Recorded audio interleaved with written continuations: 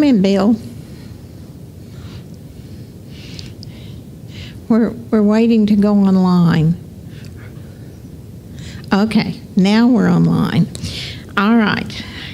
I read this to you a month ago, but this is the Andrew Study Bible, and this is the Key Teachings of Deuteronomy.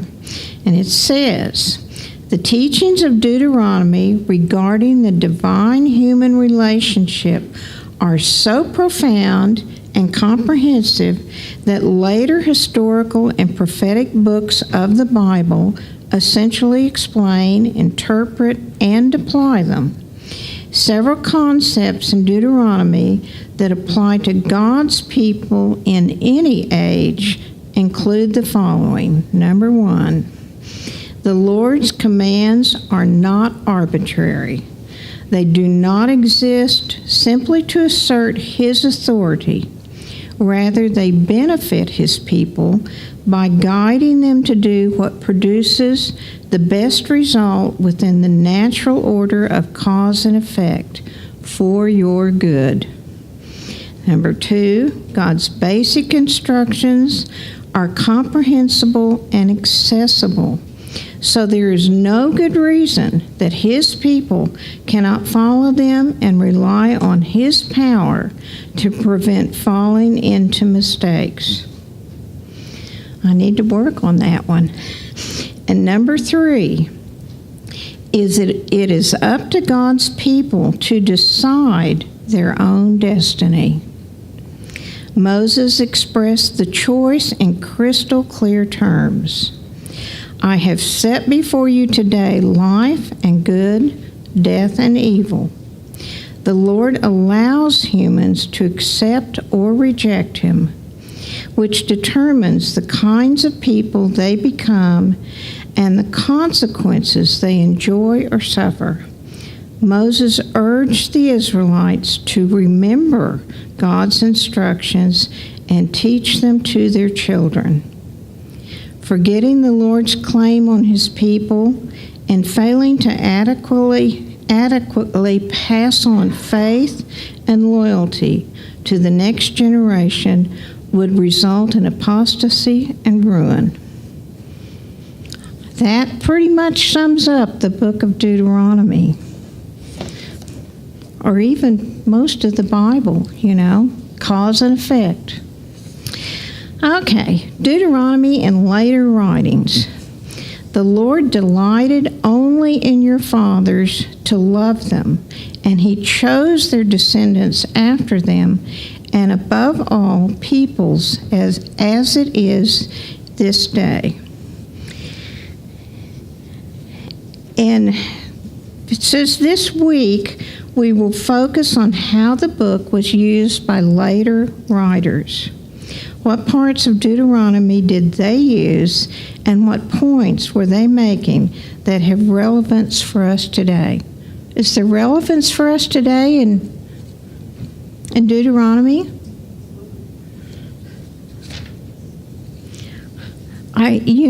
Ken?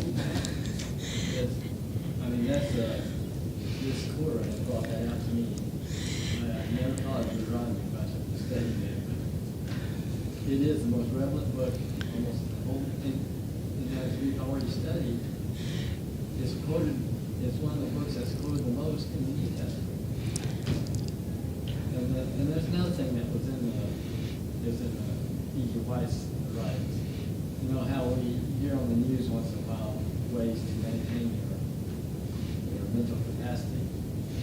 But here's something that she says in Fundamentals of Christian Education. No other book has ever been printed which is so well calculated to give mental power. Of course, that's talking about the whole Bible, not just the Bible. So we don't have to go through all those mental gymnastics of word puzzles and whatever else they suggest you do. All you have to do is study the Bible, and it will give you mental power. That's important in our age, by the way. It's amazing the aha moments I've had in studying, And I've read through the Bible numerous times. And each time I think, I didn't see that before. And I guess my brain is not big enough to hold everything at one time. I have to take it in little baby steps. On Sunday, down in the very last paragraph, it says, the actions of Josiah and all the things that he did, which included the execution of what must have been idolatrous priests in Samaria, revealed just how far the people of God had strayed from the truth and trusted to them. Instead of remaining the holy people they were supposed to be, they compromised with the world, even though they often thought, we are just fine with the Lord, thank you. There's some pretty harsh stories, and I believe they're all true. They're not just, made up stories where God said, kill them all. The men, women, children, even their animals. And I used to think, wow, what kind of God is that? But as I've grown and as I've learned how to can fruits and vegetables, you get one rotten piece of fruit or vegetable with your others, and it contaminates everything. And you got to throw the whole mess out. I just canned my last quart of tomatoes this week, and I had this huge box of green tomatoes, and I pulled back the cloth I had over them, and they all looked fine, but you'd go to pick them up, and they'd be rotten on the bottom, and this sap would run out and get onto other tomatoes and rot them. God knew what he was doing. You get rid of the rotten stuff. And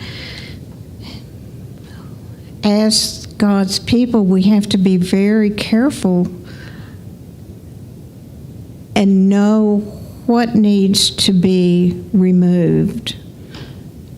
Because just because somebody's a little different than us doesn't mean they need to be removed. But we have to have discernment. On Monday, the heaven of heavens, and I'm not sure I really quite understood that. God is the God of the heaven of heavens, everything. And Ken's probably, he likes to study things like this. But, with all the stars, and I think they're still finding new stars, aren't they? I mean, that's just beyond my intelligence. But it's there, and God created all of that. All that's under his control. I can remember in grade school, and the earth is round and it's going around, and when am I going to fall off? When is it going to turn over and I'm going to fall off? So, do you think there's going to be an end to the universe? I mean, is there an end? Is there a point that when you get out there something that all of a sudden There's nothing, It's just blank. There's nothing. You can't go any further. There's nothing. Do you think that'll ever happen? Remember now how long you're going to live. Uh-huh. And God's not going to let you get bored. So, in your travels, how far do you think you're going to be able to go? I think there's no end. I agree with you. There's just no end. And, it just pretty far-fetched, but at the same time, the Big Bang Theory is more far-fetched to me. I just can't imagine that. But that somebody created each of us. Every blade of grass is different, but still it's all grass. Did you figure out the heaven of heavens? It's all of that. But the Jews were trying to describe something, and the heavens is our atmosphere, the first heaven. The second heaven is what we call space, where the stars and moons and planets and things are.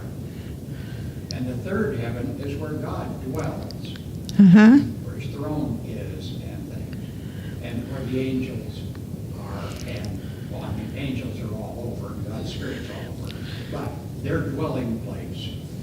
And that is what's going to be moved to this earth Wow. at the end. So we are going to be the center of the universe, just like the old philosophers used to say. I mean, when Jesus and God, his throne is here on earth, after the 1,000 years and destruction of the wicked and all of that. But we're going to be the center of the universe, so I guess we'll be the third heaven, the heaven of heavens.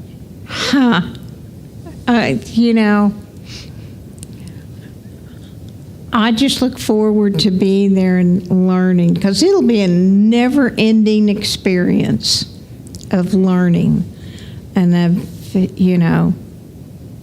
just growing continually.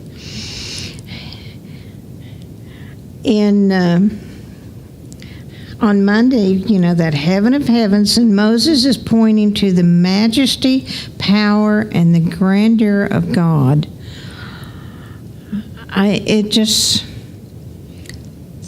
The awesomeness of creation is just almost more than I can comprehend. Down at the bottom, it says, God is the creator not only of earth, but also of the heaven of heavens. And then to think that this same God went to the cross. How humbling. To think that the creator of the universe died for me, and it could have been just for me. And he's coming back again. Years ago, I had a very dear friend that helped bring me into the church. And we were going somewhere, and she was driving, and she just was grumbling about something, and she just didn't understand why Jesus didn't come. And out of my mouth, I just blurted, maybe he's waiting for you. And she slammed on the brakes, and we almost ended in a ditch. And she said, what? And I said, maybe he's waiting for you. Well, she's since passed away, because she was my mother's age. But I think now, I have that question. Why hasn't Jesus come? And I was thinking about this the other day, and I thought, maybe he's waiting on me. Maybe he loves me so much, he thinks, will she ever get it right? And he's waiting on me. And it's a thought that makes me want to be a better Christian, to learn to draw closer to the Lord, because he loves us so much, he's waiting on us to get it right. And it could just be me that's holding things up. I'm so sorry. I'll try harder. On Tuesday, it says, this young man was an agnostic, But he found this scripture, and it says, "And you will seek me and find me when you search for me with all your heart." And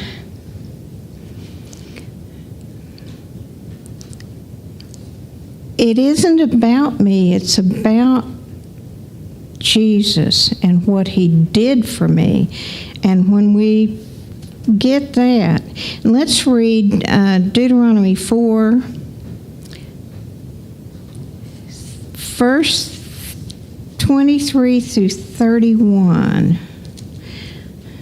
And it doesn't tell us to read to verse 31, but I like that one.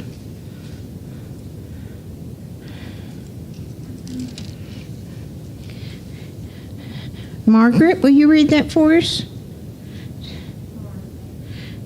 23 to what? Psalms 4, 23 through 31. Say Psalms? Not Deuteronomy. So sorry. Deuteronomy 4, 23 to 31. 31. Okay. I beheld the earth, and lo, it was without form. No, you said Deuteronomy or Jeremiah? Sorry. Deuteronomy. I'm sorry, I'm the wrong one. Okay. Take heed unto yourselves, and let ye forget the covenant of the Lord your God, which he made with you, and make you a graven image, or the likeness of anything which the Lord thy God has forbidden thee. For the Lord thy God is a consuming fire, even a jealous God. And when thou shalt beget children and children's children, ye shall have remained long in the land, shall corrupt yourselves, and make a graven image or likeness of anything, and shall do evil in the sight of the Lord thy God to provoke him to anger. I call the heavens and the earth to witness against you this day, that ye shall soon utterly perish from off the land, whereunto ye go over Jordan to possess it, and ye shall not prolong your days upon it, but shall utterly be destroyed. And the Lord shall shatter you among the nations, and ye shall be left few, and serve. Where I messed up.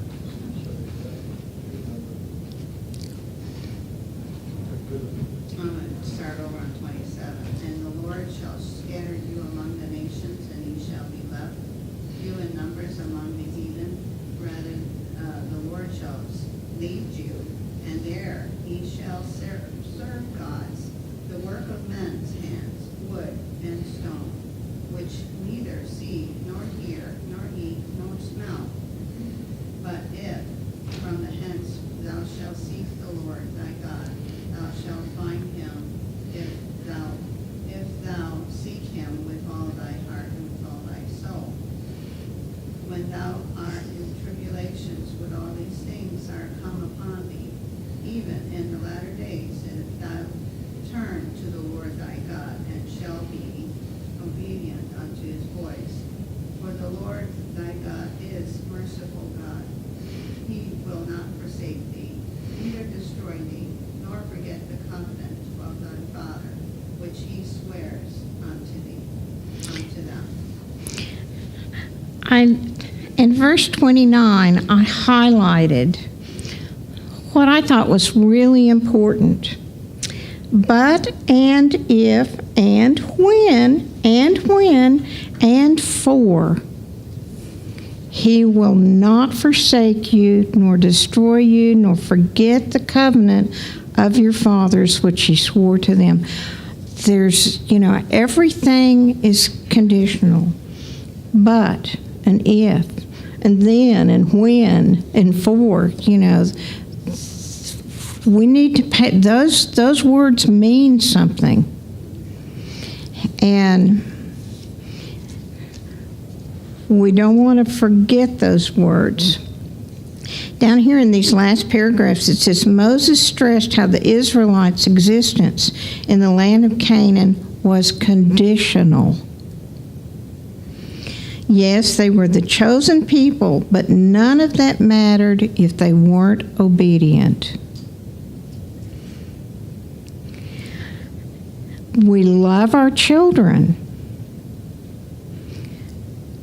but we don't always accept their behavior. There's a crime, there's punishment. And, you know, our children can choose, you know, clean your room and you can go to the party. And my daughter in grade school did this once. There was a little birthday party, and, oh, Mother, it's time to go. And I said, did you clean your room?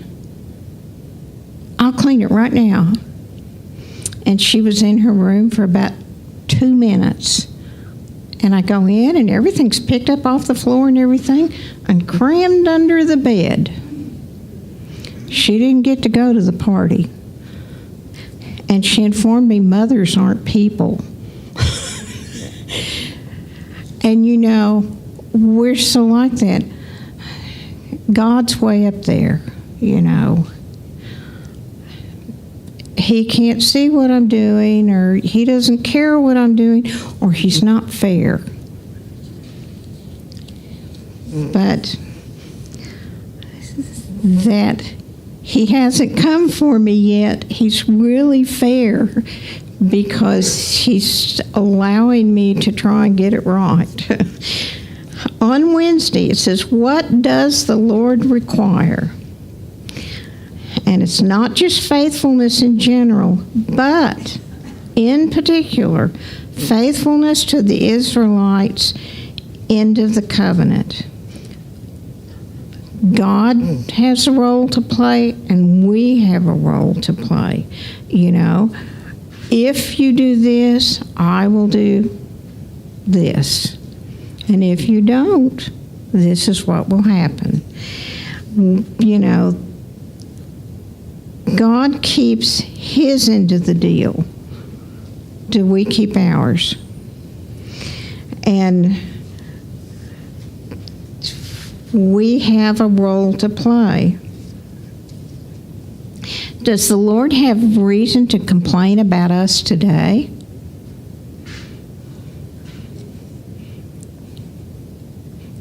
Jane? Why?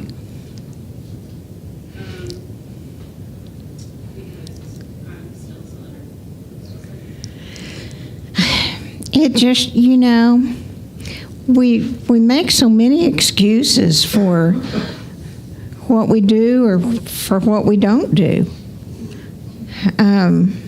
It's just easy to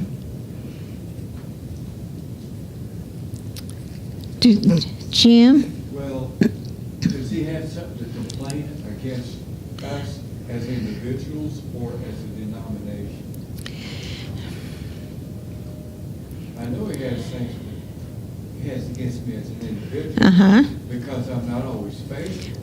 I'm not always doing what I know I should do. And that's true, I think, for all of us. But as a denomination, in a prophetic sense, we need to take a look. What is the Adventist Church's mission in the end times? And are we on track working towards doing what we should do so that the Lord will be glorified?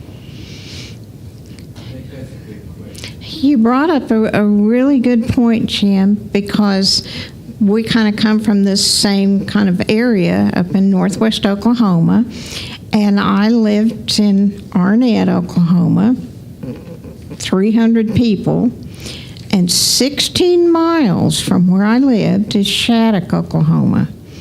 And at that time, it was the biggest church in Oklahoma, mostly a German community. When I came into the church and I was like 35, there was never less than 125 people every Sabbath. And there was only 1,000 people in Shattuck. And I think 13 or 14 different churches. But they had a church school. it was a wealthy farm community. And I had been told that there were times when they would have a crusade, they would have to sit chairs in the aisles.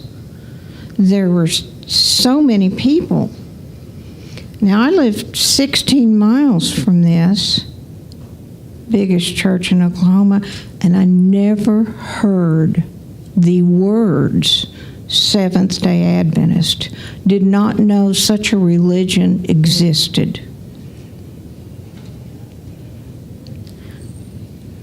And the church was, off in a little neighborhood there in Shattuck, and I'd been to Shattuck a gazillion times, but, I'd never gone by that church. I had never heard of that church. And so maybe, we are a disappointment to the Lord. But on the other hand, Mary, the town I come from, Uh-huh. I didn't know of any Adventists in that town until I didn't know of Adventists until I went to Alva, where the college was. Uh-huh. The school over there, worked for a farmer. This farmer's best friend was an Adventist. And so that's how I come to know a little bit about it. But since then, in Cherokee, there's a little church. And so the presence, I think, of Adventism is out there more today Uh-huh. than it was back in that time and that place. But it's, I don't know what's happening, with the worldwide movement that we should be and are in relationship to all these little places around. Just the fact that we are in these little places, I think is God's plan. And we might be moving a little more to where we should be than I had thought. I don't know. But I do know that at the end time, people are going to know about Seventh-day Adventist. Oh, I believe you're correct. And I know after coming into the church and we had some kind of crusade, and I was at Lawton then, and whoever this evangelist was, when people, because we rented a facility, we didn't have it in the church, and he said when people came and they would say, what denomination are you? We were to say, we're Christians. We were not to say, I'm a Seventh-day Adventist. And I thought, I walked away from everything I knew, and now you want me to not tell people what I am. And he said, well, it turns people off. They'll leave. But I don't want to be ashamed of being a Seventh-day Adventist. I want to, wear that badge proudly. Because I believe this is the truth for the last days. If I didn't, I wouldn't be here.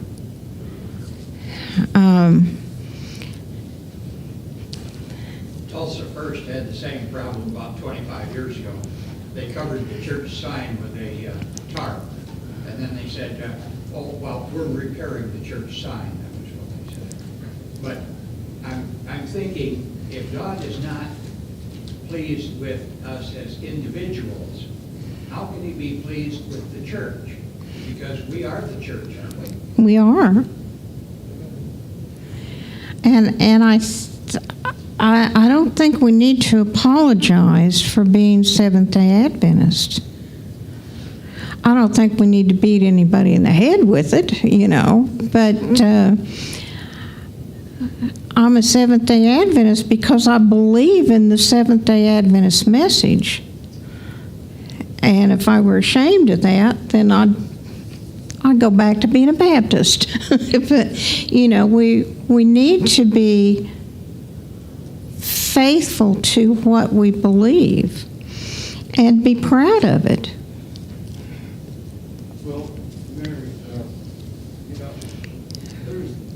being proud of Jesus Well, that, can only go so far. yeah, It's Jesus that we're proud of. yes, But by the same token, it's Jesus that gave us the message. yes, So we're proud of Jesus. uh-huh, We love to tell people about Jesus. We love to tell people about the Sabbath because that's eternal. Sunday is not. Sunday's a day of worship is not eternal. Now, I don't believe for 1 second there's going to be a Seventh-day Adventist church in heaven. We will all be Christians in heaven. And Christians is someone who's Christ-like. And that's what we need to be here, too. But as a denomination, we need to stand up for what we believe and not be ashamed to say, Be moving forward with our message. Absolutely. Times message. Absolutely. Thursday, over on Daniel's prayer. And let's turn to Daniel 9:24 through 27.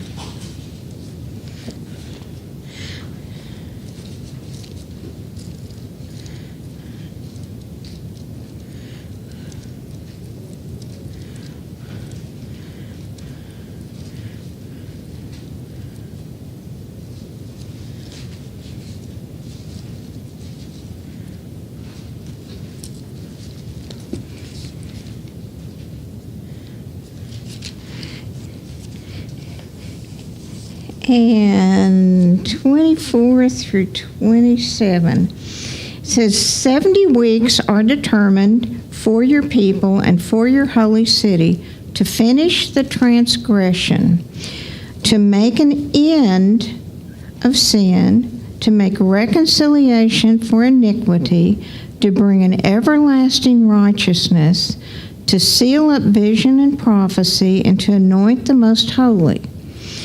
Know therefore and understand that from the going forth of the command to restore and build Jerusalem until Messiah the Prince, there shall be 7 weeks and 62 weeks. The street shall be built again, and the wall, even in troublesome times. And after the 62 weeks, Messiah shall be cut off, but not for himself. And the people of the prince who is to come shall destroy the city and the sanctuary. The end of it shall be with a flood. Until the end of the war, desolations are determined. Then he shall confirm a covenant, and many for 1 week, but in the middle of the week he shall bring an end to sacrifice and offering. And on the wing of abominations shall be one who makes desolate, even under the consummation which is determined is poured out on the desolate. Okay, the verse that really threw me was up here in 26, the last of it. The end of it shall be with a flood.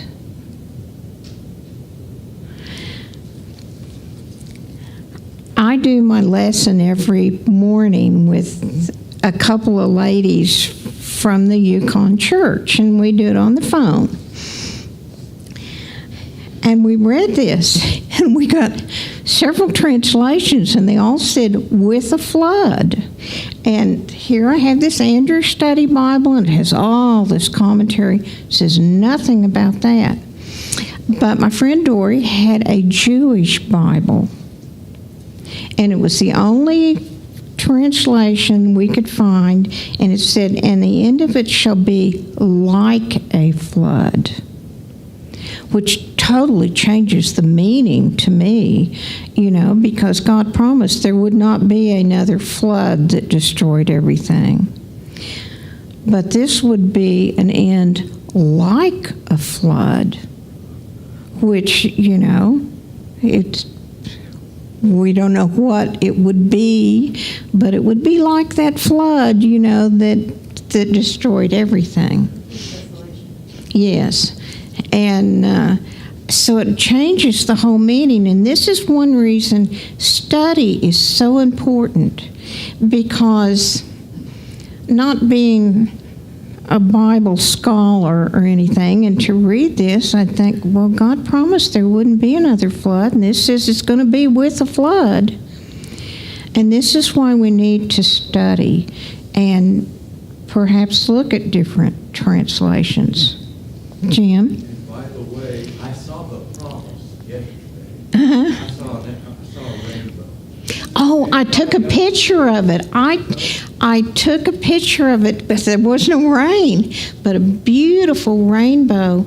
And my brother, who I had asked for prayer for, has cancer, they had put him in the hospital to drain his lung and everything. And so I try and send him some kind of picture every day of my chickens or goat or whatever.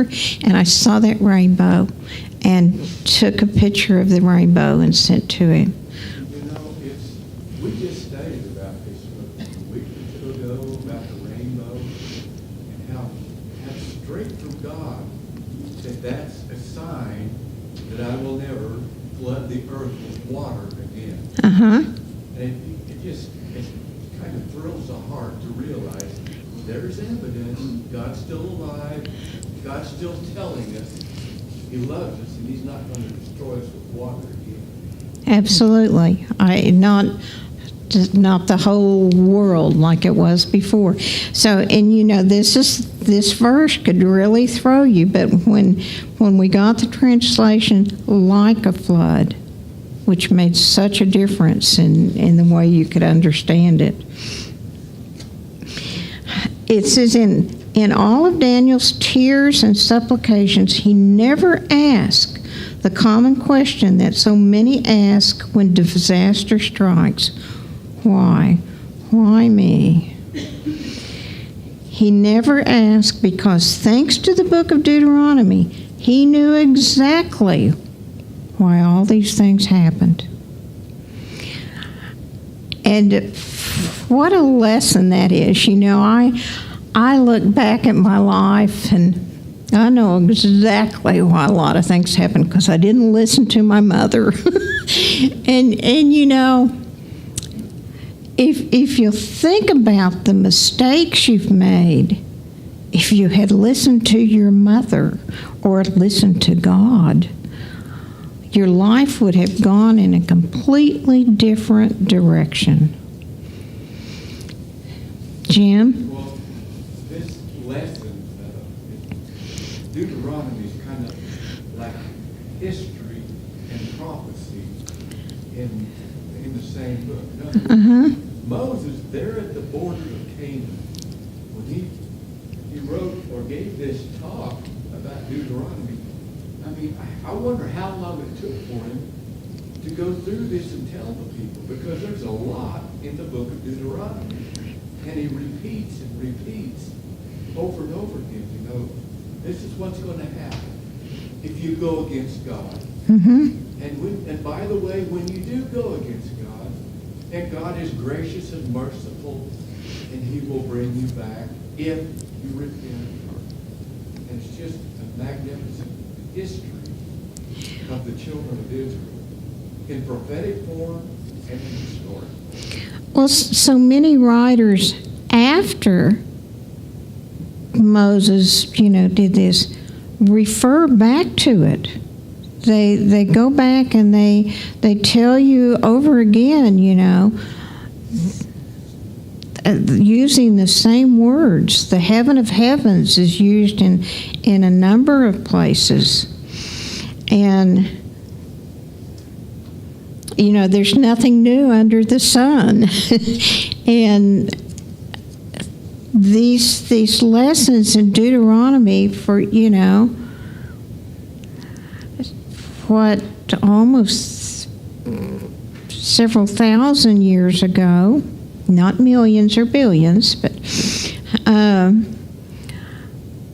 are still relevant today. I mean, they have just as much meaning for me today as they did for these people then.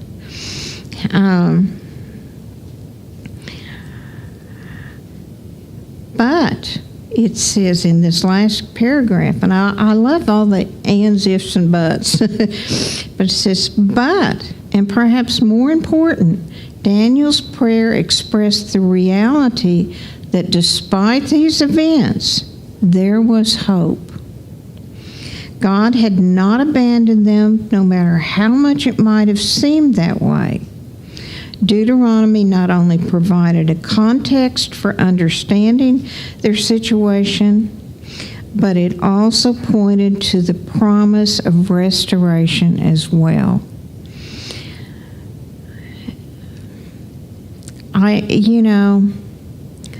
I'm sure all of you have made mistakes and wrong choices at some time or other. And still you're here, and still you carry on, and you think, I really learned from that.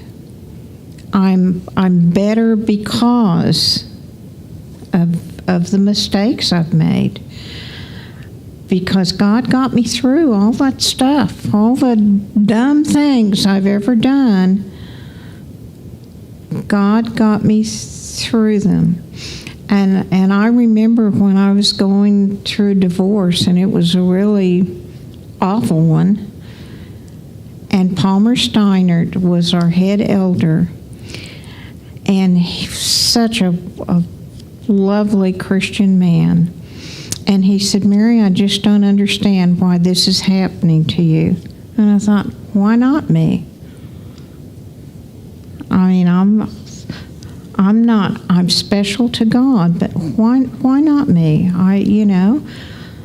Should I push this off on, it should be happening to Linda, not me. But why not me? I deserve most of the bad things I get. But God has always been there to save me, to get me through the bad times. And I'm so thankful for God that puts up with all my mistakes. On Friday, down here, do you guys have this pink stuff in your book? Okay. The discussion questions. It says, sure, we're Seventh-day Adventists, and with our present truth message, we see ourselves, and rightly so, in the same place that the people of ancient Israel had been in, having truths that the world around them needed to hear. It's a great privilege for us. How well, though, do you think we are living up to the responsibilities that come with such privilege? You don't have to answer that, but Jim, would you like to answer that? That goes back to my question a while ago. Mm-hmm. Where are we and what we're supposed to be doing? And the three angels' message is the center of what we're supposed to be doing, and that is to give glory to God and tell others about keeping His commandments. Because back on Thursday's lesson at the bottom, where you read in Daniel about the 70-week prophecy, that 70th week in most Christians' theology is way down in the future. Mm-hmm. When in truth, as we understand and read the Bible, it's happened. The Messiah was cut off in the midst of the 70th week. And yet, there are people who are being deluded, and I think there's a big chance that they're not being sincere and honest with God as to where they are. So in other words, they could take it as well. We're going to be raptured out of here. We don't have to worry about it. I visited my daddy's Sunday school class, and it was all a bunch of gentlemen about, our age. And Joe Andrews was the teacher, and he was a really good friend of Daddy's and a friend of mine. And the whole quarterly, quarterly's just like our quarterly, and it was the book of Matthew, and it was right toward the end, and I thought, and Joe lectured. He really studied, and he lectured, and nobody ever said anything. And he finished his lecture. Well, I had looked at the last lesson, because the last lesson would have been, and Jesus is coming again. And it was something, had nothing to do with it. It didn't finish the story. And I raised my hand and I said, well, Joe, I was looking at this last lesson and it doesn't finish the story about Jesus coming again. He said, we don't talk about that. That's doomsday stuff. It just makes my hair stand on end. I think, what? And this was a man of God. But we don't talk about that. That's doomsday stuff. I've got my lovely home and my vacation and my kids and my grandkids, and that's what matters. It'll be it took Jesus 1 billion years to get here to begin with. It'll take him another 1 billion years to show up. He didn't say that, but that's what National Geographic will tell you that. But it says, imagine being Daniel, having seen your nation invaded and defeated, and knowing that the temple, the center of your whole religious faith, was destroyed by idolatrous pagans. How, though, could knowledge of the book of Deuteronomy have been very faith-sustaining for him or any other Jew at this time? That is, how did the book help him understand all that was happening and why it happened? In a similar way, how does our understanding of Scripture as a whole help us deal with trying times and events that otherwise, without our knowledge of Scripture, could be very discouraging to us?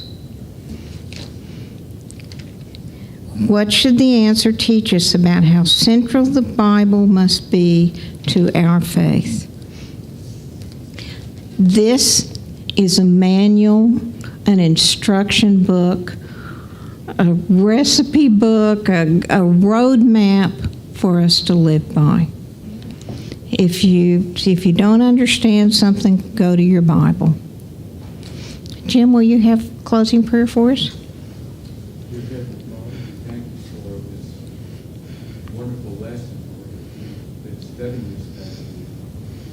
Lord, help us to take what we as your end-time people, as Christians, Seventh-day Adventists, Lord, help us to fulfill the role that's been handed to us. And Lord, we do it because we love you. We do it, Lord, because truth matters. A lot of people, Lord, might be led astray. So, Lord, help us to be prepared. Help us to study. Help us to understand. Help us to know. Pray in Jesus' name. Thank you.